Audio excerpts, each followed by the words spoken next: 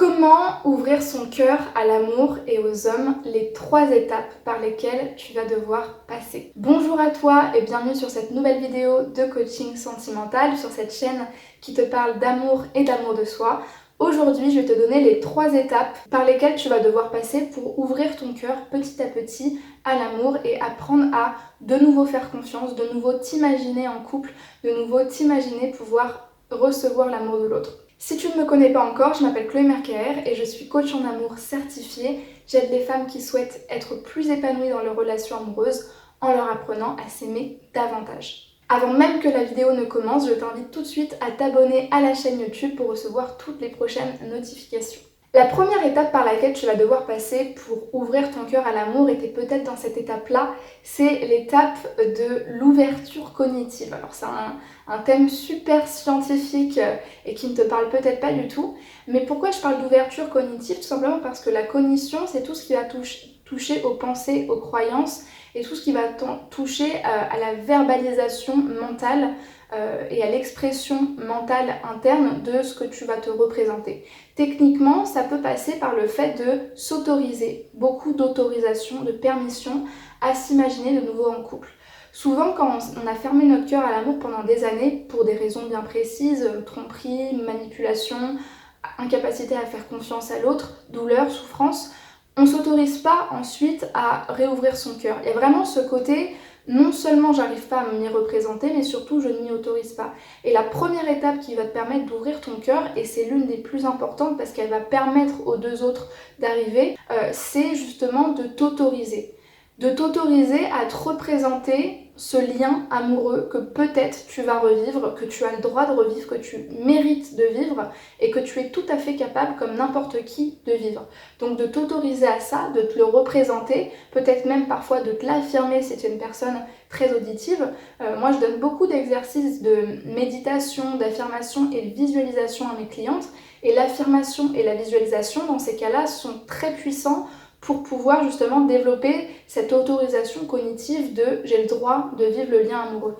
Donc ça peut par exemple passer par écrire des affirmations que tu te lis le matin, par exemple, qui peuvent être je mérite de vivre une relation amoureuse épanouissante, ou je suis tout à fait capable de rencontrer un homme qui va me faire tomber amoureuse et duquel je serai amoureuse. Ça peut être une deuxième chose aussi, ça peut être tout ce qui va toucher à la visualisation. Comment tu vas pouvoir t'imaginer, ressentir et vivre à l'intérieur de toi ce lien amoureux que tu ne t'autorisais pas à vivre jusqu'à présent. Tu peux le faire également en écoutant des musiques qui te font penser à ça, en regardant des photos qui te font penser à ça, ou en regardant des films qui t'inspirent et qui te mettent aussi dans cet état d'esprit-là. L'idée, c'est que tout ton corps, ton cœur et surtout au début ta pensée puisse concevoir ce lien-là et puisse concevoir que oui, tu as le droit de t'imaginer dans le futur potentiellement revivre ça. Et une fois que tu as pris cette décision de te dire en fait j'ai envie d'ouvrir mon cœur à l'amour, tu es déjà dans une grande partie en train de l'ouvrir parce que tu permets à ta disponibilité affective de l'être. Le deuxième pan que je t'invite à approfondir, c'est l'ouverture émotionnelle. Donc tout ce qui va toucher à justement cette disponibilité affective, au fait de se dire quand je rencontre un homme dans la rue, je me sens disponible, je me sens ouverte. C'est vraiment dans les émotions, dans le corps. Et ça, tu peux encore une fois le renforcer par de la visualisation, par le fait de t'inspirer de films, de livres qui t'émeuvent, de choses dans lesquelles tu t'imagines, d'objectifs aussi de vie sentimentale dans laquelle tu aimerais être. Toutes ces choses qui te permettent de le vivre au fond de toi et de te sentir dans ces émotions-là d'ouverture, de vulnérabilité, de sensibilité, parce que c'est ça en fait qui va te permettre d'être dans une rencontre amoureuse. Donc je t'invite vraiment à prendre tous ces outils différents qui te permettent de ressentir des émotions, d'être dans la vulnérabilité par rapport à ça. Parce que dans l'ouverture à l'autre, il y a vraiment ce côté j'y suis ouverte parce que j'en ressens des sentiments.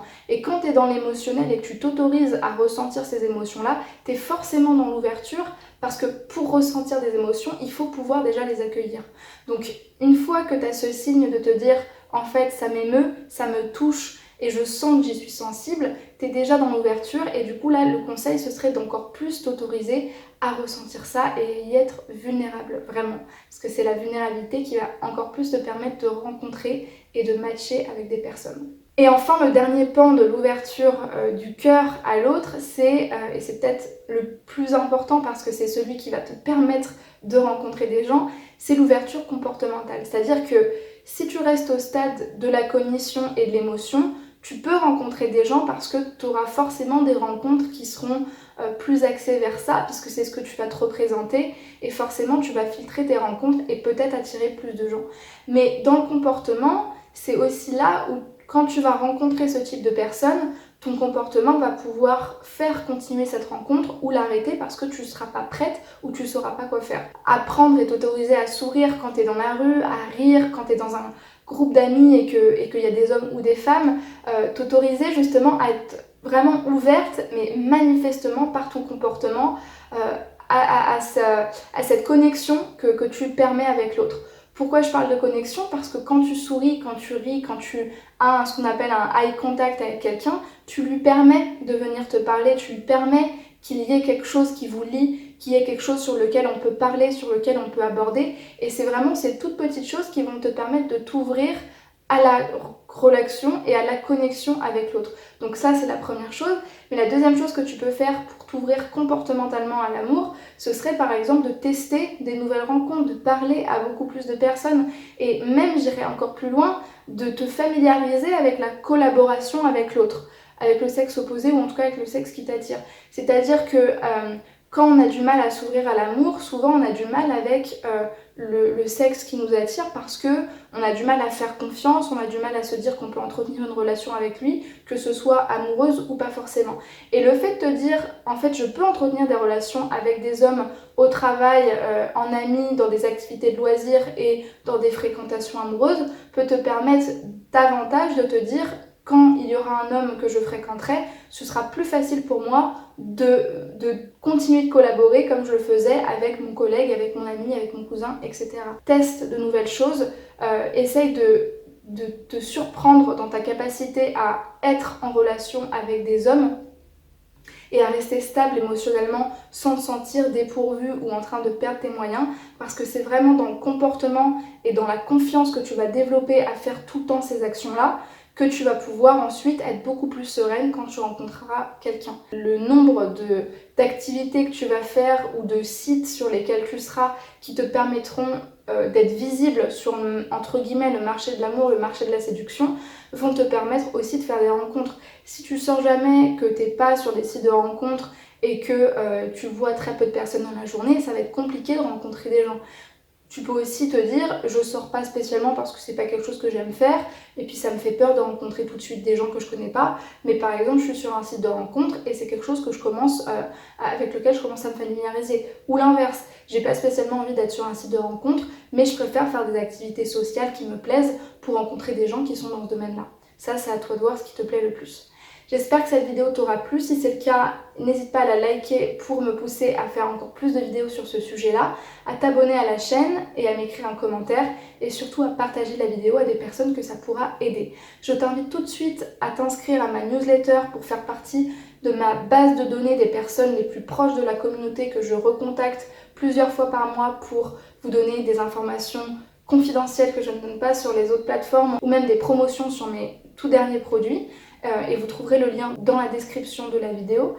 Vous pouvez également, si vous souhaitez être accompagné individuellement pour apprendre à vous aimer davantage et à être plus épanoui dans vos relations, et uniquement pour les personnes qui veulent être accompagnées ou qui hésitent, réservez votre bilan sentimental. Donc c'est un appel offert de 30 minutes avec moi dans lequel on va identifier votre situation actuelle, vos freins, vos besoins et moi je vous apporte quelles sont les solutions efficaces pour vous en vous expliquant quelle est ma stratégie d'accompagnement.